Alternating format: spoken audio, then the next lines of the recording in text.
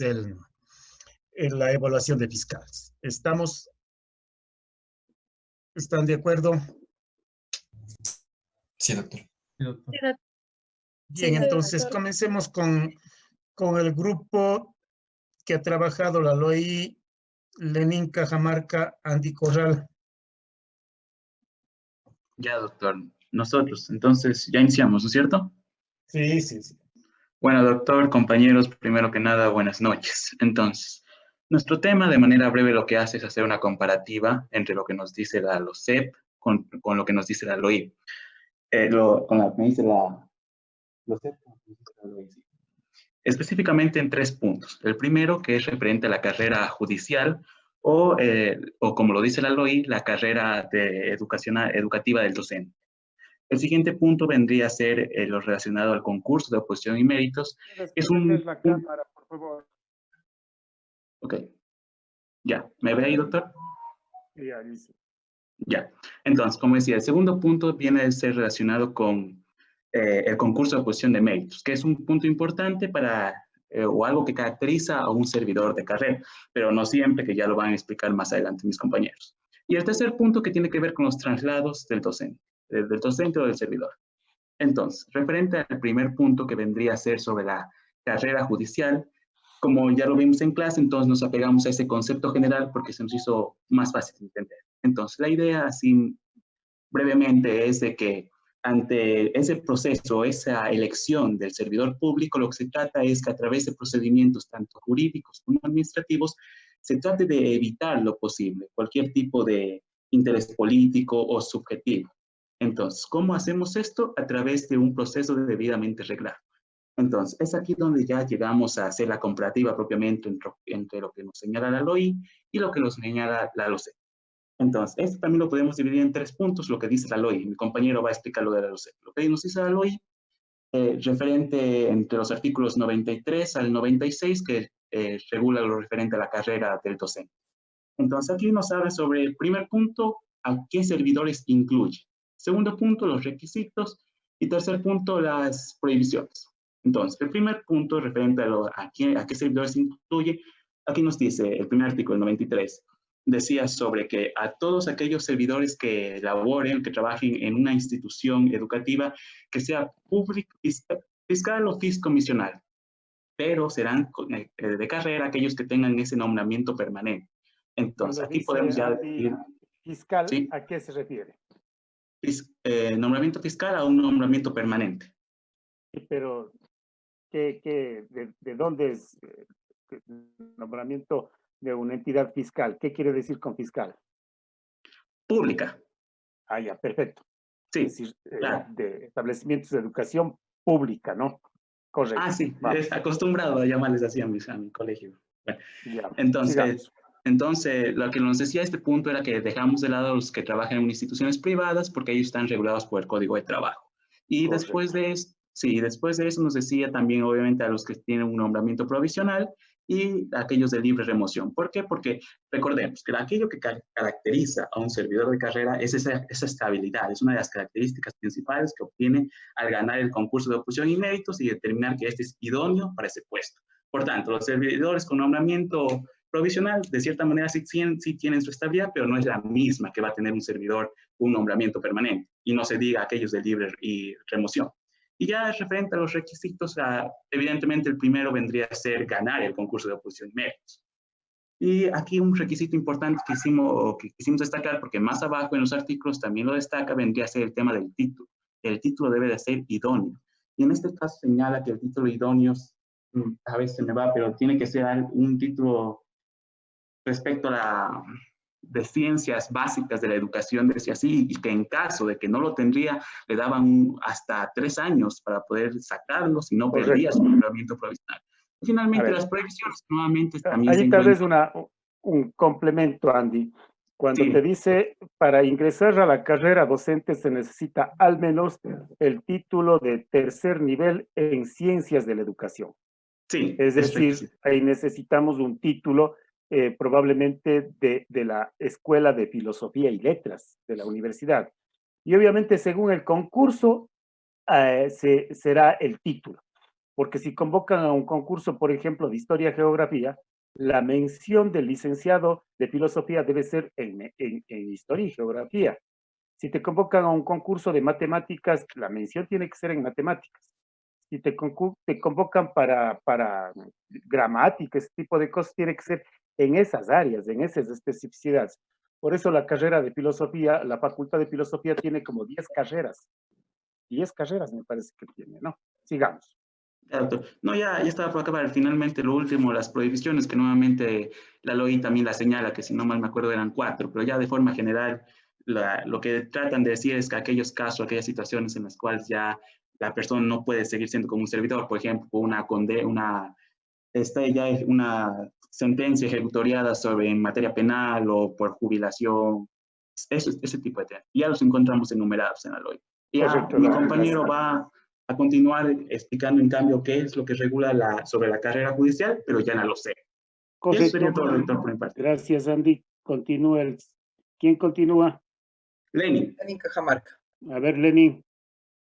Pues bien, a mí me ha tocado exponer en cuanto al ámbito de la carrera de los servidores públicos. Esto lo encontramos desde el artículo 81 hasta el artículo 88, en el cual básicamente nos empieza hablando sobre las características de los servidores públicos, en este caso que tienen que elegirse al concurso de méritos y oposiciones, el cual una vez pasado este concurso posesionados, estas personas poseen una estabilidad dentro de su trabajo y tienen que basarse en unos principios, en el cual los principales son que tienen que ser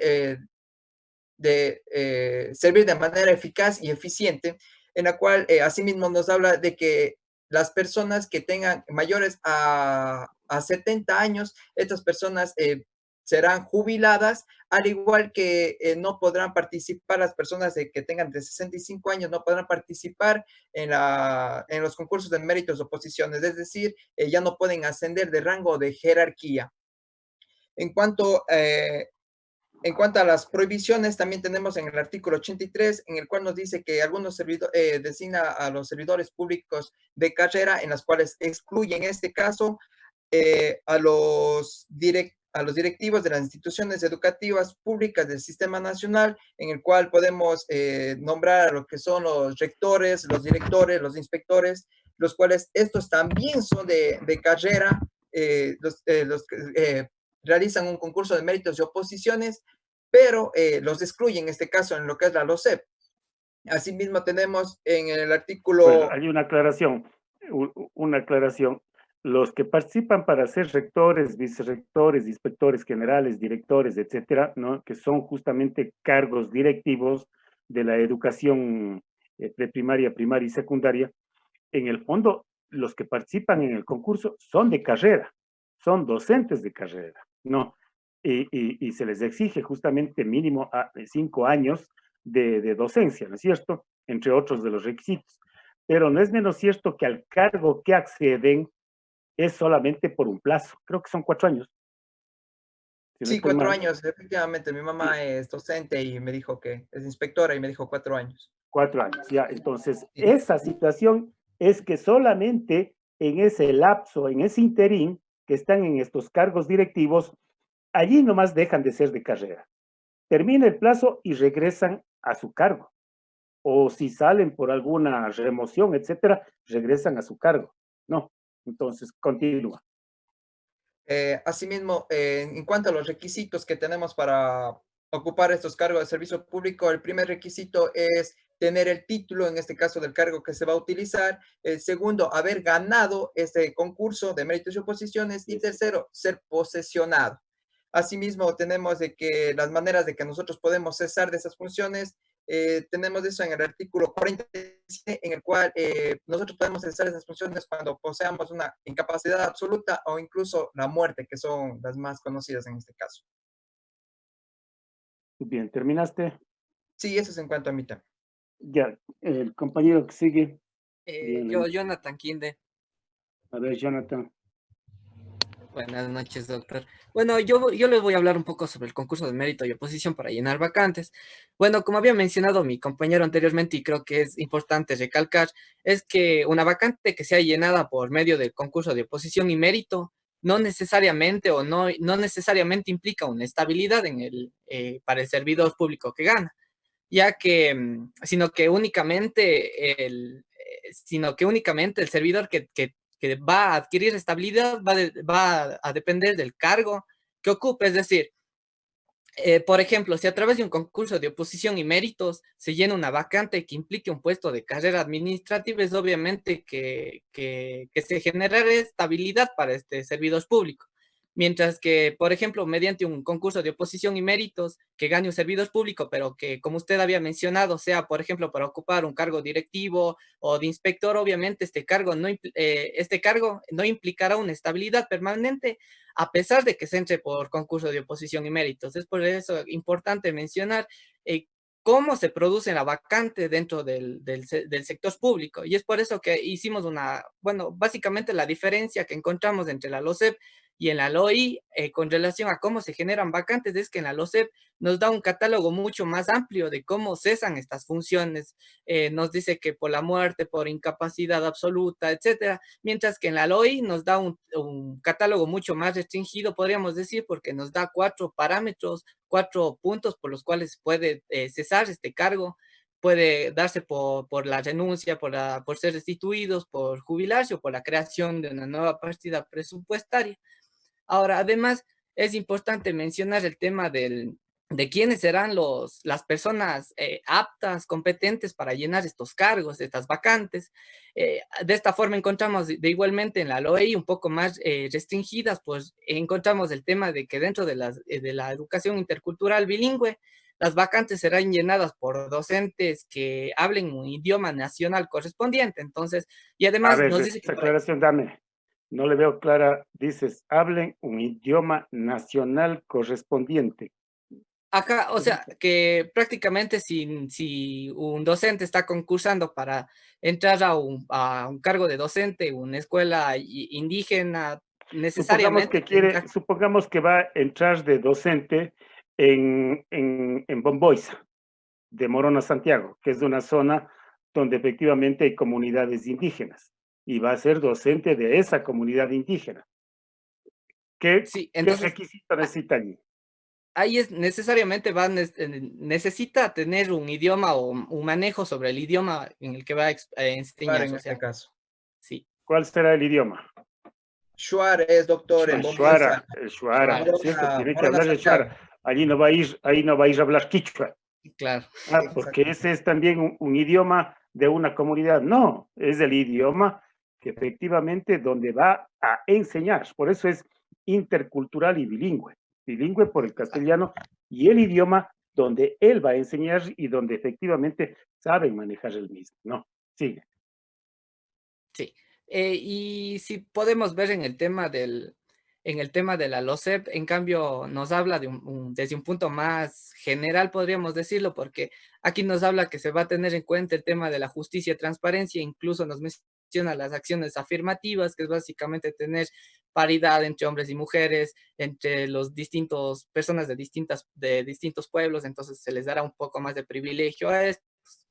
Eso básicamente es mi punto y seguirá mi compañero. A ver, Doctor, buenas noches. ya, como se Buenas noches, doctor. Mi nombre es José Tola y en este caso voy a hablar acerca de lo que la LOCEP en este caso regula, que este caso para que las unidades administrativas de talento humano puedan ellas designar las vacantes necesarias, en este caso, para el Estado. En caso, por ejemplo, del Ministerio de Educación, obviamente la Unidad Administrativa de Talento Humano, según el artículo 66, delegará las funciones para que la LOCEP, para que puedan ellas llenar las vacantes que sean necesarias. También tenemos que recalcar en el artículo 108, que decíamos que es un concurso, en este caso, especial con los cargos directivos, rectores, vicerrectores, inspectores, pues estos de aquí tienen un tipo de concurso especial. Cabe recalcar que en estos casos no son estables porque básicamente pueden ser removidos por la autoridad nominadora. Para acceder a estos cargos, el docente en este caso tendrá que ser con categoría mínima de la D, tendrá que hacer un concurso de méritos de oposición y será elegido 4 años con una opción a renovar 4 años más. Como hemos dicho, estos cargos no son estables y más bien son diferentes a lo que, por ejemplo, podríamos encontrar para un docente, en este caso que quiere ingresar a la carrera. Pues esta de aquí necesitará una prueba general, una prueba específica de acuerdo a la especialidad. Por ejemplo, como decíamos anteriormente, si quiere seguir matemáticas, tendrá que dar una prueba de conocimientos generales y una prueba específicamente de matemáticas. La evaluación obviamente será de acuerdo al reglamento que dé el Ministerio de Educación, los puntajes también igual y la clase, en este caso, demostrativa. Cabe recalcar que aquí también en esta etapa de puntajes se ve igual los títulos académicos, si este es el nivel, cuarto nivel. También se especifica que también se podrá ver si tiene cursos, en este caso capacitaciones, para que en este caso pueda concursar y obviamente de acuerdo al objetivo puede entrar a la carrera que en este caso es del docente. Eso en cuanto a mi parte, doctor. Gracias. Anthony. Sí, sí, doctor, ¿cómo está? Buenas noches. Buenas A mí noches. me tocó sobre los traslados. Esto está basado en el artículo 98 de la Ley Orgánica de Educación Intercultural. Pues esta ley establece que el traslado es el cambio de un docente de un lugar de trabajo a otro puesto de trabajo, y este puesto de trabajo hay que recalcar que debe estar vacante. Pero este traslado no debe modificar el escalafón del Magisterio Nacional, sino solo implicaría dentro del mismo nivel, dentro de la misma categoría. Sí, de la misma categoría. Hay 10 categorías. 10 somos, creo que son 7. A ver, no, a ver, sí, 7, la C creo que es. Sí, verdad, doctor, yo me confundí. Ya, este traslado lo pueden solicitar tanto los docentes como la Autoridad Educativa Nacional. En cuanto a los docentes, podrán solicitar siempre y cuando hayan laborado como mínimo 2 años en un mismo establecimiento educativo. También existe preferencias al momento de solicitar para los docentes, este traslado para los docentes que vivan, por ejemplo, que requieran vivir cerca de un establecimiento de salud, como el hospital, por la necesidad de atención médica especializada o por tener una discapacidad. Hay también docentes que deban vivir cerca de un familiar hasta el 2º grado de consanguinidad y primero de afinidad, y que este pariente dependa económicamente de él o de su cónyuge o de su esposa. También podrá solicitar en caso de que el docente sea amenazado y esté amenazado y la amenaza debe estar comprobada. Además, en cuanto a la Autoridad Educativa Nacional, deberá planificar una reubicación de la partida de los docentes por la necesidad del sistema educativo. Es decir, que, o sea, planificará el traslado de un docente a otro puesto por la mera necesidad de tener la finalidad de siempre de mejorar el sistema educativo. Entonces, en cuanto, digamos que haya un exceso de profesores, tendrá que reducir para poder hacer una eficiente, los principios que Lenin nos estaba explicando. También podemos hacer mención que a la LOCEP, en cuanto a los servidores de frente al traslado, que en el artículo 35 nos menciona que se entiende por traslado administrativo al movimiento de las servidores públicas a otro puesto vacante de igual clase, de igual categoría, pero cabe recalcar, pero de igual remuneración, es decir, que ganen 400 para poder trasladar dentro de una misma entidad, no como la Ley Orgánica de Educación Intercultural nos decía que se pueden cambiar de otro instituto a otro instituto, sino dentro de la misma entidad. Ya. Pero también puede y ser que dentro no, de la propia zona geográfica. claro, también dentro de la propia zona geográfica, sí, pero pero eso solo se hace por una sola vez. Eso en cuanto a, Así es. ya, y eso, doctor, en cuanto a los traslados. Bien, bien, ya. Vamos con el grupo de María Paz. María Paz Ormaza, me parece. Doctor, buenas noches. Hola. Nosotros con fines educativos vamos a compartir pantalla, si me Tú sois permiten. Diego, ¿no? Sí, vamos sois Diego. Sí, correcto, Diego Saldaña. Ya, correcto. Sigue, Diego. Si me permite compartir pantalla porque tenemos diapositivas para explicar. Encantado. Listo. Hazlo nomás. Sí, tengo que pero es que ayudarte. usted tiene que permitirme. Ya, perfecto. Entonces, Diego, a ver, Diego Saldaña, ahí estoy bien. Ya. Perfecto. En Joses, ¿no? Sí.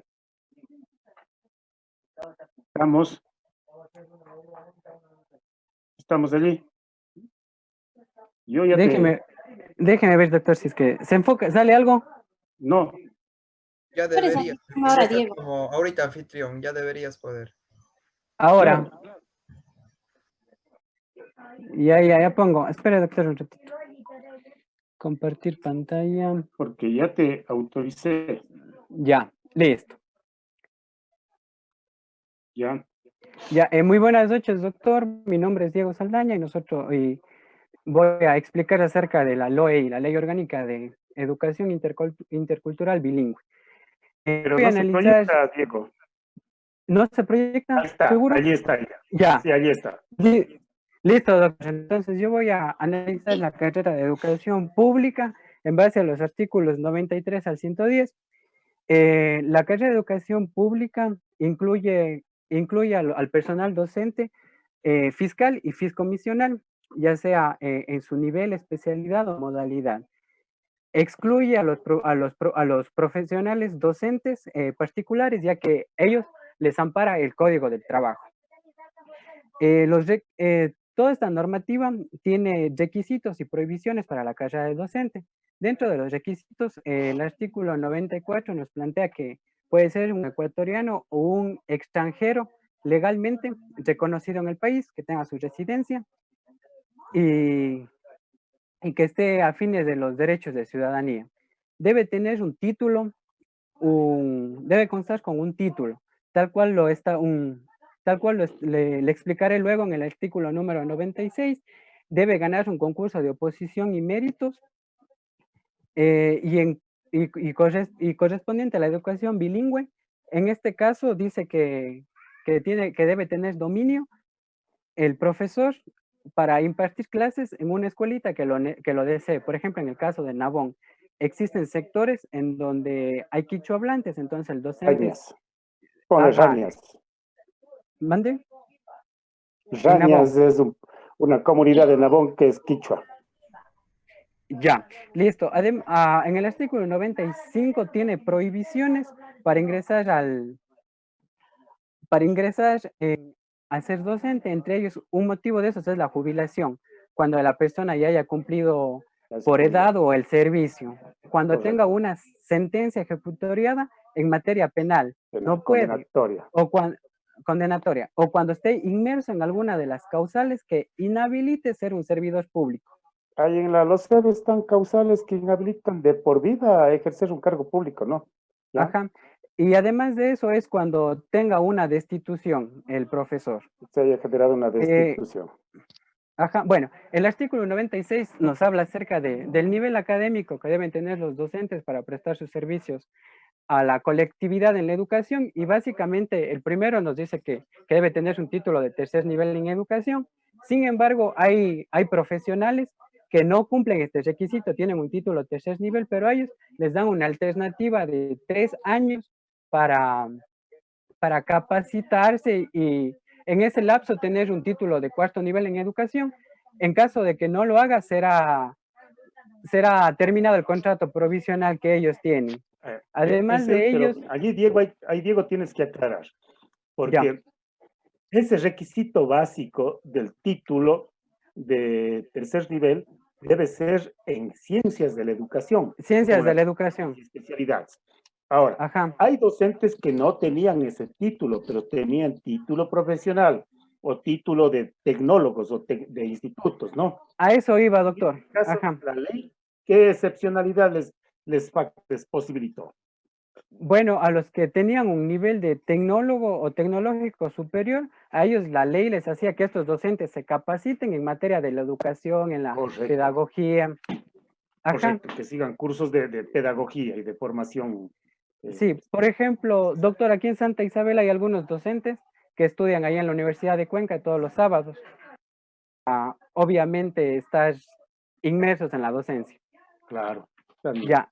Con respecto a la vacante, tenemos dos variantes. Cuando es el Pero ahí CES, la aclaración que hiciste, Diego, es correcta. Es decir, estas personas que no han tenido el título para ser docentes, en ese caso específico estamos hablando de que son docentes con nombramiento provisional, ujú, no son docentes de carrera.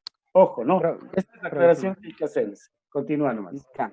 Bueno, correcto. El artículo 97 habla acerca de las variantes y tenemos dos posibles casos. Cuando es el cese de funciones, que se puede dar por cuatro alternativas: por la renuncia del servidor, por la jubilación del mismo, por el fallecimiento o, o cuando hay una destitución. En cualquiera de esos casos, sale este docente y queda una vacante. Puede ingresar otro docente, ya explicaré cómo. Correcto. Y otra es cuando se crea una nueva partida presupuestaria.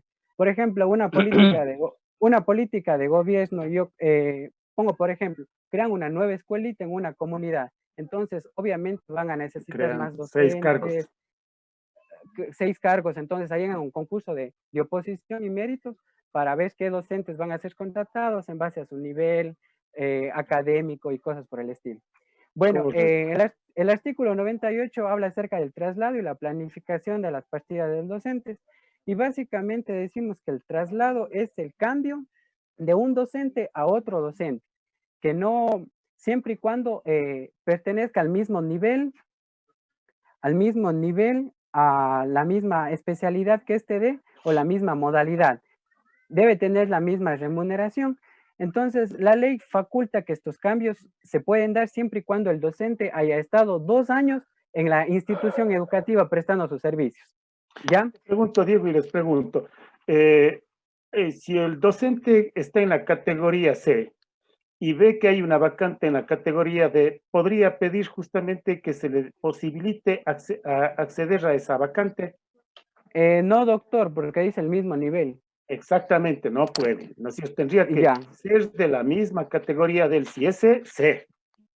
Perfecto. ya.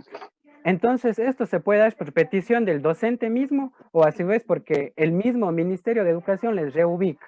A veces los profesores nuevos se van. Entonces, los requisitos legales son que tiene que estar 2 años prestando servicios en una institución educativa. Puede ser por cuestiones de salud. El docente necesite hacerse chequeos, tenga problemas y esté, yo que sé, una escuela de Shagli y el subcentro de salud está en Santa Isabel. Entonces no puede. En base a esa logística, les reubican en un sector determinado. Y a fin esto también es en base para un pariente al segundo grado de consanguinidad o el primero de afinidad. También por cuestiones, yo que sé, de amenazas debidamente comprobadas porque está afectando la integridad del docente, o sea, se puede pedir un cambio. Y por más requisitos que determina la ley, doctor, cuando tienen alguna discapacidad, tienen hijos menores, Correcto. y ya. Entonces Sí, se puede dar el traslado.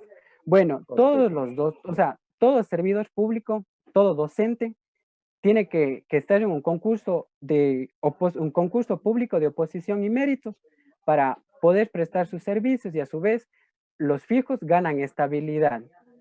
Entonces, este concurso de oposición y méritos se va a hacer en base a una convocatoria. La autoridad nominadora tiene un plazo de 30 días para llamar a concurso a todos los docentes que estén interesados en participar. Se hace una publicación, doctor, se publica en una página a nivel nacional y además de eso también la página nominadora hace la publicación para este concurso.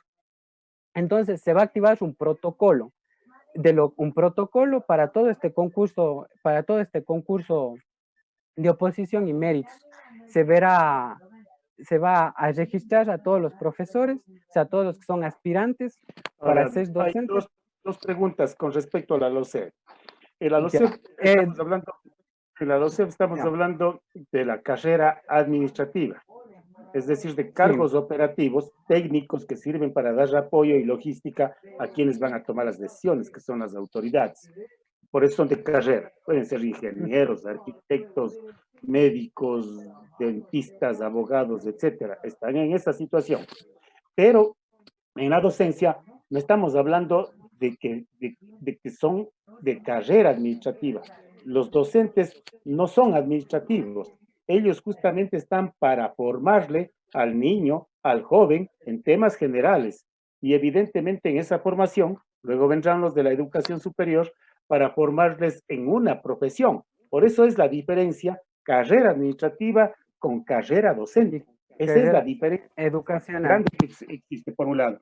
Pero por otro lado, lo importante es que encuentras unas diferencias radicales en el concurso que se hace para la carrera docente según la LOCEP y la que se hace en la LOEI. En la LOEI no puede haber un concurso abierto.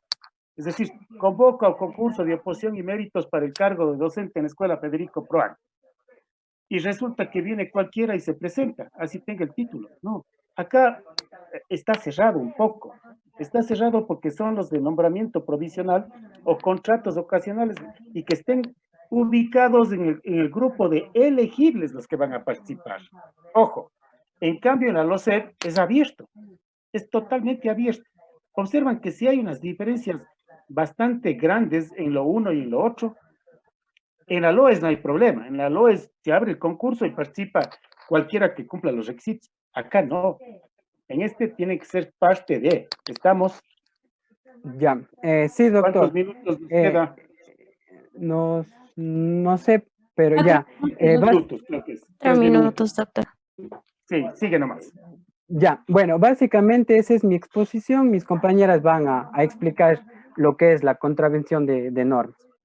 Ya, muy bien, Diego. ¿Quién continúa? Muy buenas noches, doctor. Buenas noches, compañeros, compañeras. El segundo punto a tratar son las semejanzas y las diferencias entre la LOCEP precisamente y la LOEI. Yo les voy a hablar específicamente sobre el concurso de oposición y méritos para llenar las vacantes. La primera semejanza que puedo dar es que en ambos casos el cumplir con el concurso de méritos y oposición es un requisito necesario para poder llenar esta vacante. Y la segunda diferencia puede ser que ambos son nombramientos permanentes, porque recordemos que cuando nosotros hablábamos de los nombramientos, decíamos que los permanentes son precisamente los que se expiden para llenar las vacantes. Lo que se necesita es que haya precisamente el cargo vacante y que haya la partida presupuestaria. Ahora, una de las diferencias sería, y como ya lo mencionaron antes mis compañeros, es que en el caso de la LOEI, cuando nosotros hablamos de la vacante, decimos que es cuando se cesan las funciones por destitución, fallecimiento, renuncia o por jubilación. Mientras que en la LOCEP nos da un catálogo más amplio en el cual podemos encontrar diferencias como, por ejemplo, la incapacidad absoluta o permanente. Otra de las diferencias es precisamente también, no sé, Dieguito, si me ayudas pasándole a la diapositiva. Listo, compañera. Bueno, ya. Otra de las diferencias también es que la LOEI lo hace regula el concurso de oposición y méritos para vacantes de una forma mucho más amplia. Por ejemplo, menciona lo de los candidatos elegibles, y esto es que para nosotros poder acceder al concurso de oposición y méritos debemos ser primeros candidatos elegibles, es decir, pasar todas las pruebas que la Autoridad Educativa Nacional ha establecido para nosotros recién ahí poder asistir al concurso de oposición y méritos. Es lo que les decía hace un momento, no es abierto como la LOCEP, ¿no? Si no estás en el grupo de elegibles, no puedes participar. Eso es muy importante, digamos. Sí, otra de las diferencias también es que en la LOEI, por ejemplo, también nos habla de la elegibilidad preferente, que es que se les dará una preferencia a los aspirantes que vivan o residan en el mismo lugar en el cual hay esta vacante precisamente. no sé si acabaré, bueno, sí. Sí, Y la otra todavía te falta.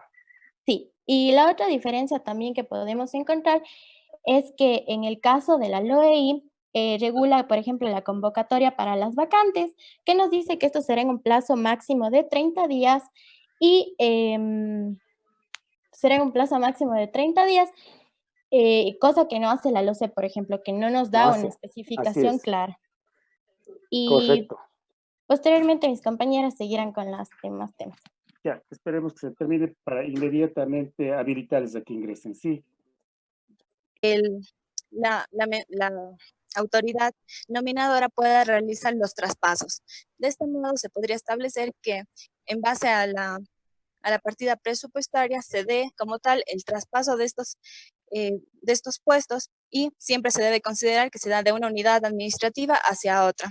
Esto puede darse dentro de la misma entidad, así como también podría darse en otra entidad, organismo o cualquier otro que se encuentre regulado a través del artículo 3 de la LOCEP.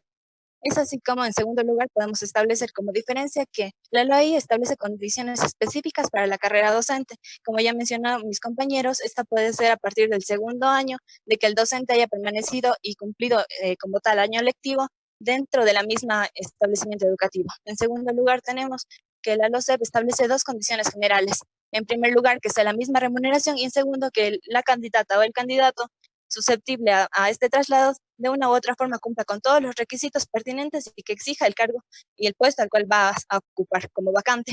En tercer lugar, es de manera excepcional y a pesar de que la LOEI establece como condición que no se dé un cambio presupuestario, podrá darse este cambio para los docentes, pero únicamente de manera excepcional. Por otro lado, debemos tener en cuenta que la LOCEP establece que no habrá, bajo ningún sentido, y haciendo especial énfasis en el artículo 35 de la misma, el cambio de residencia o de domicilio para el personal.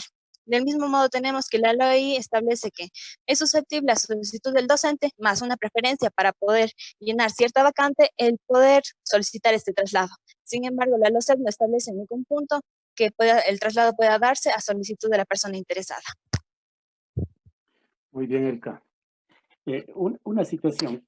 Ustedes observarán que solamente la LOCEP hace una clara distinción entre cambio, traslado, traspaso y también la operación mutua del cambio de partida, de cambio de personas y partidas.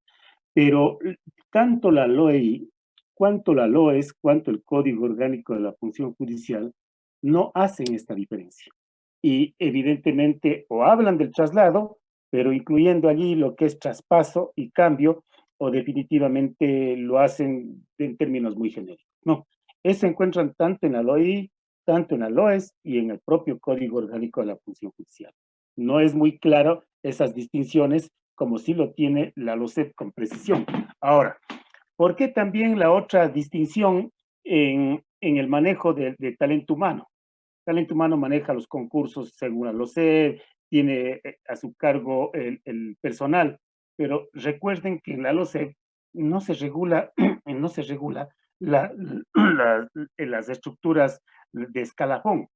En cambio, en estos cuerpos normativos de especificidad, como es la LOEI, como es la LOCEP, como es el Código Orgánico, como es la Ley de Comercio del Ministerio de Relaciones Exteriores, allí y también en la Ley de Seguridad Ciudadana, allí se manejan jerarquías o se manejan, perdón, escalas. Y entonces en esas escalas, evidentemente hay órganos técnicos que en gran medida que funciona con personal mismo, técnico de cada una de estas áreas, los que manejan este tipo de escalas o este tipo de grados. Entonces, eso es muy importante que lo tengan también presente. Ustedes van a encontrar en la LOES que efectivamente la carrera docente está regulada en escalas y hay que ir avanzando en esas escalas. En la LOI igual hay escalas, me parece que hay de la A a la G, ¿no es cierto? En la ley de servicio exterior igual hay escalas para llegar a ser embajador, desde ayudante, secretario, etcétera, y se va subiendo así hasta llegar a esos grados altos, ¿no? Igual en lo que es jerarquías de Fuerzas Armadas y Policía Nacional, desde el conscripto, soldado, cabo, sargento, subteniente, teniente, capitán, mayor, teniente coronel, general, y así vamos justamente en 3 estratificaciones de general. Entonces, hay que estar atentos justamente a lo que dice cada una de esas leyes. Esto es muy importante y por eso están trabajando para ver esas semejanzas, esas diferencias que tienen cada cuerpo normativo. Continúen. Ya. Buenas noches, doctor. Buenas noches, compañeros. Yo les voy a hablar de la... ¿Cómo te llamas? Camila Quesada. Sigue nomás. Ya. Les voy a hablar sobre las semejanzas y las diferencias en cuanto a la carrera en las leyes de la LOI y la LOCEP. Ahora, primero hablaré sobre las diferencias. La LOI señala que los docentes con nombramientos fiscales son de carrera educativa, esto según su artículo 93.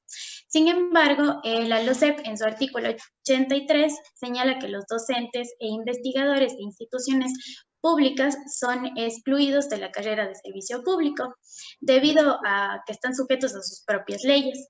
Exactamente, porque esa es carrera administrativa, esta es carrera educativa. Educativa, ajá, exacto.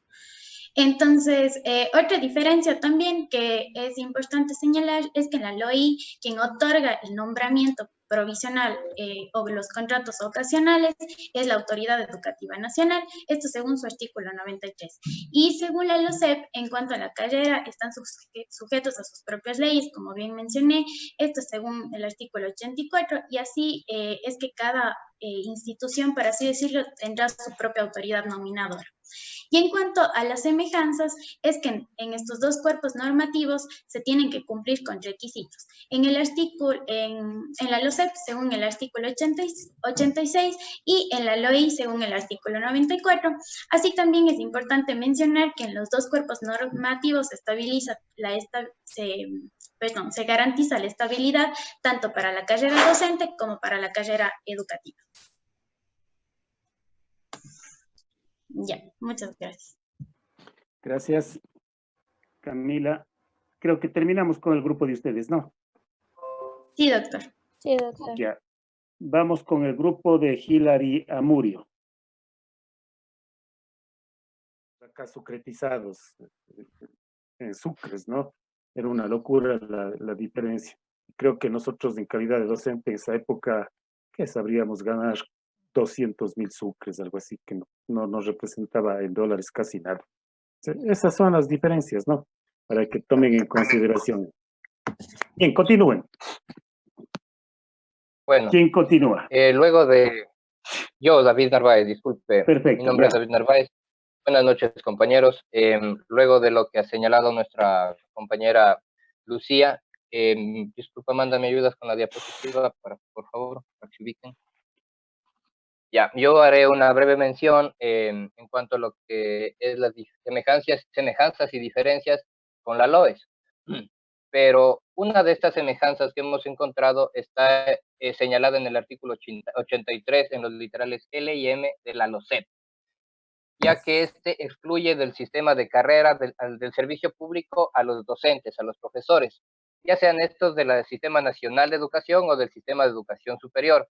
Pero esto no lo hace porque no sea un servicio público o porque la docencia no sea una carrera, sino más bien lo hace porque ellos tienen desarrollado un propio régimen mucho más específico, como lo hemos visto ya, y mucho más especializado, con mucho más requerimientos, digámoslo de alguna manera. Ahora sí, regresemos a lo que es el reglamento de carrera y escalafón del profesor e investigador del sistema de educación superior, ¿sí?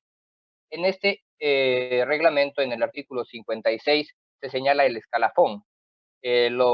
Digamos así, lo define como un sistema el cual promueve la excelencia, el cual busca la mejoría la mejoría académica, la mejoría de los profesores y que estos cada vez sean mejor.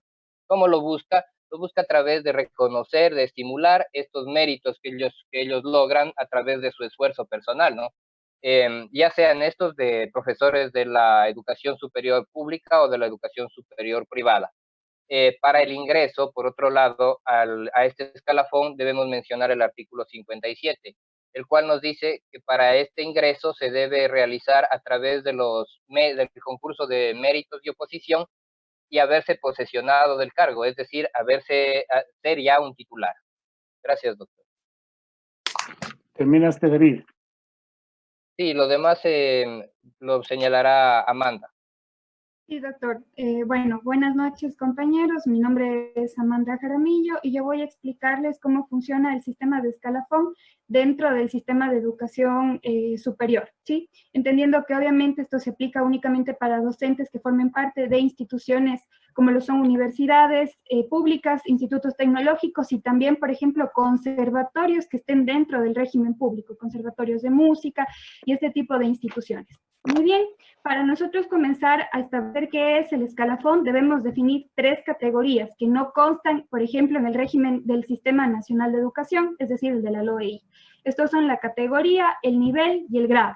La categoría aplica para 3 tipos de docentes titulares, titular auxiliar, titular agregado y titular principal. Entonces, aquí es muy importante aclarar que, por ejemplo, el docente titular auxiliar es titular, porque muchas veces sucede que porque tiene la denominación auxiliar, se puede llegar a pensar que no es de carrera, pero sí lo es, como ya lo veremos posteriormente. El nivel, en cambio, es el rango gradual y progresivo existente en cada categoría del personal académico titular, y no puede haber subniveles, es decir, que si el nivel es 3, no puede haber un nivel 3.1, 3.2, sino que o tiene nivel 3 o tiene nivel 2. ¿Cuántos niveles hay en el auxiliar? Hay 3, hay 3 niveles y hay 8 grados en el sistema de educación superior. Sí, en el auxiliar hay 3 niveles. ¿Cuáles son esos niveles? Auxiliar 1, auxiliar 2 y auxiliar 3. En la Universidad de Cuenca. Ajá, hay auxiliar 1. Sí, y justamente después vamos a explicar con una tabla de cómo está dentro de este tema en la Universidad de Cuenca. Finalmente, cuando hablamos del grado, es el grado escalonario que en función de la categoría y el nivel ocupa el personal académico en el escalafón, y esto es importante para la remuneración. ¿Por qué razón? El reglamento de escalafón, de carrera y escalafón del docente investigador en realidad fue renovado o fue vuelto a publicar a partir del año 2019. En este nuevo reglamento, la tabla que aparecía en el reglamento anterior no aparece, sino que está dentro del registro oficial número 497 de julio del año 2018, en la página 93, por si quieren buscarlo. En realidad, cuando yo quise ingresar a buscarlo, no aparecía, pero dentro del reglamento de escalafón que existe en la Universidad de Cuenca aparece esta tabla, que es la que se aplica para los docentes de nuestra universidad. Entonces, como les explicaba, hay 3 niveles y hay 8 grados. Todos son de forma descendente. 3 es el máximo en el caso de los niveles, 8 es el máximo en el caso de los grados, y esto es importante para la remuneración porque mientras más alto es el nivel y más alto es el grado, pues mayor es la remuneración. Aquí, en esta parte, yo en realidad me basé también en un documento de la Universidad de las Artes anterior a la expedición del nuevo reglamento. Y me pareció bastante interesante al menos dejar señalado esto, porque si bien es cierto, ya no está vigente, me parece muy bueno para entender cómo funciona. Siempre va a haber un mínimo que va a ser fijado para todos los docentes dentro del sistema en el sistema de educación superior. De esto se encarga la autoridad encargada de la remuneración, como puede ser el Ministerio de Trabajo y también puede ser la propia universidad. Entonces, el mínimo, por ejemplo, no sé si tal vez puedo compartir este reglamento, doctor, puedo compartir pantalla de esto para que lo vean cómo funciona. Claro. Sí, ya. A ver. Entonces, como yo les explicaba, aquí aparece el nivel y aparece el grado. Aquí están los mínimos divididos en subgrupos que debe ganar cada docente de acuerdo a su categoría, nivel y grado. Entonces, por ejemplo, el titular académico, el personal académico titular principal de nivel 1 y grado 6 tiene que ganar como mínimo hasta el año 2017 $2,967. Pero esto puede cambiar en relación a qué? A que cada universidad, en base a la calificación que se le otorga dentro del sistema de educación superior, se le puede dar más o menos partida presupuestaria. Entonces, la universidad tiene cierta facultad para hacer que este mínimo crezca. Es decir, que un docente de esta categoría puede ganar más dentro de la Universidad de Cuenca que en la Universidad Nacional de Loja. Pero Amanda, Amanda, allí hay un techo y un piso. Es decir, Sí, esa es la justamente ventaja, eso voy a porque te explicar. deja pero te deja en ese piso y en ese techo que vos puedas moverte, pero no puedes pasarte. Ojo. Exacto. Y el máximo de todos, para la máxima, para el máximo grado, que sería el grado 8, es la remuneración máxima del CES, que hasta ese año estaba en $5,353. Ese es el máximo para el personal de más alta categoría. Pero cada uno de ellos tienen también, como usted lo dijo, su techo y también tienen su bajo. O sea, tienen un mínimo y tienen un máximo. Así es. Ahora voy a compartir de nuevo la pantalla de la diapositiva para continuar con la exposición.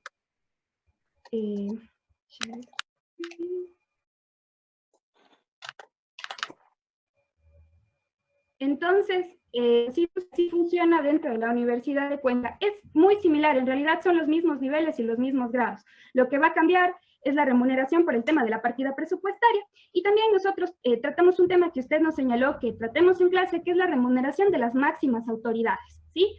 Esta tabla de aquí también es parte del reglamento de carrera y escalafón del docente e investigador de la Universidad de Cuenca.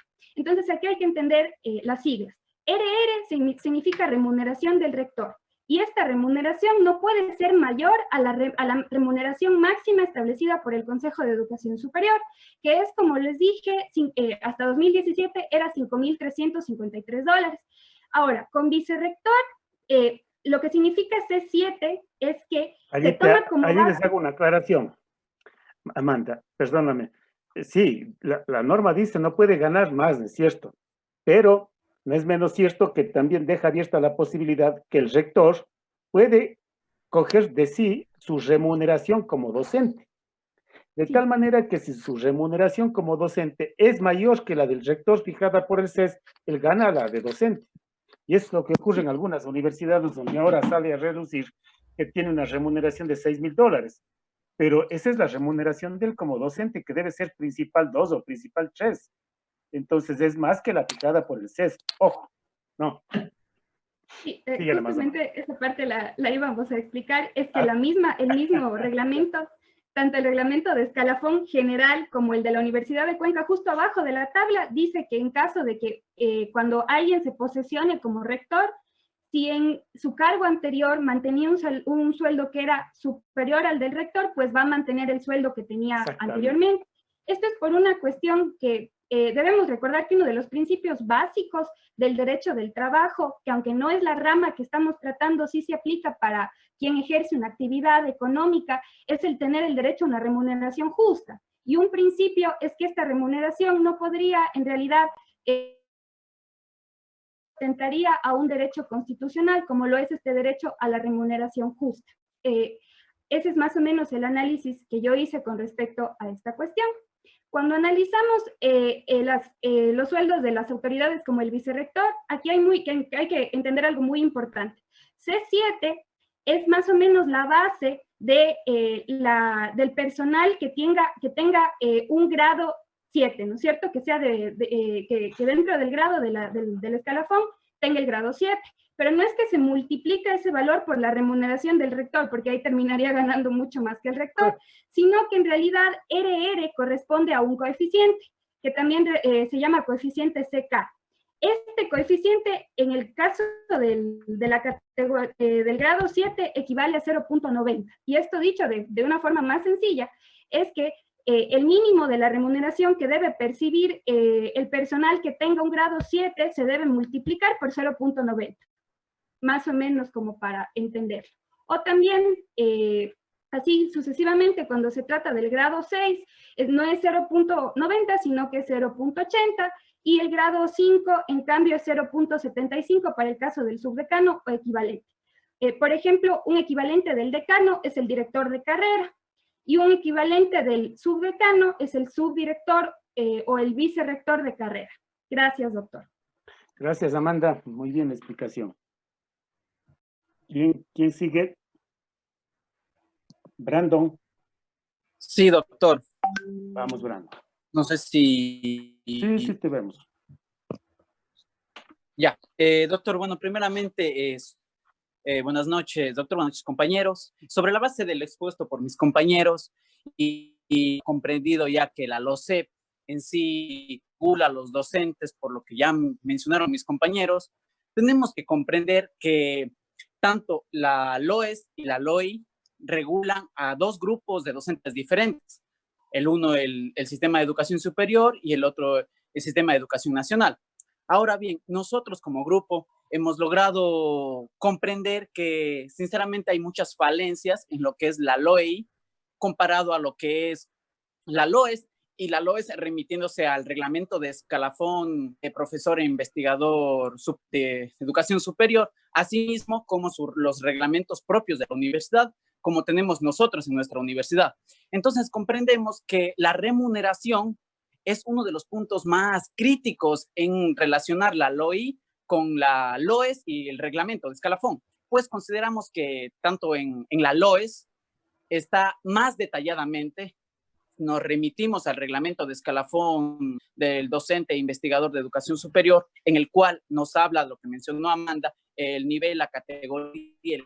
Algo muy importante más es la facultad que le dan a las universidades como ser de pagar el salario, siempre y cuando en base a un mínimo y máximo, como hizo Amanda la analogía con la Universidad de Loja. Ahora bien, tenemos que comprender que esto no sucede de tal forma en lo que es la LOI. Y estos docentes aparentemente están escasos de una reglamentación en la cual se pueda decir ser remunerados de acuerdo al trabajo, de acuerdo a sus actitudes, de acuerdo a sus aptitudes. Por lo tanto, nuestro grupo concluye claramente que es necesario una reglamentación más minuciosa, asimismo más detallada, en la cual se garantan los derechos de los docentes, en este caso de colegios y escuelas, considerando de que ellos no constan de esta fuerza normativa que los protege, así como lo son los docentes. Y bien considerando que los docentes, como usted lo mencionó en la clase, ganan poco considerando a lo que deberían ganar, sucede de mayor manera en lo que son los docentes de escuelas y colegios. Correcto. Muchas gracias, doctor. Muy bien. Terminó el grupo.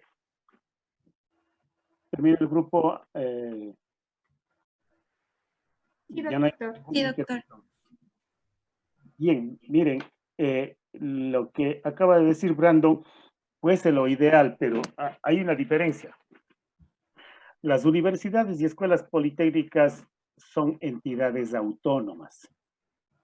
A diferencia de los establecimientos de educación pública que están reguladas por un órgano de control jerárquico que es el ministro de Educación. Y allí, como ustedes saben, hay una estructura jerárquica de dependencia y evidentemente quien expide la ley solo le faculta a esta autoridad máxima para que expida los reglamentos. Entonces allí se hace a imagen y semejanza de esa autoridad o de esa política que tiene el gobernante de turno. Las universidades no. Al ser entidades autónomas, tienen la posibilidad ¿de qué? De contar con su propio estatuto, que si bien es aprobado por el CES, no es menos cierto que regula su propia estructura y organización, tanto en lo administrativo cuanto también en lo docente.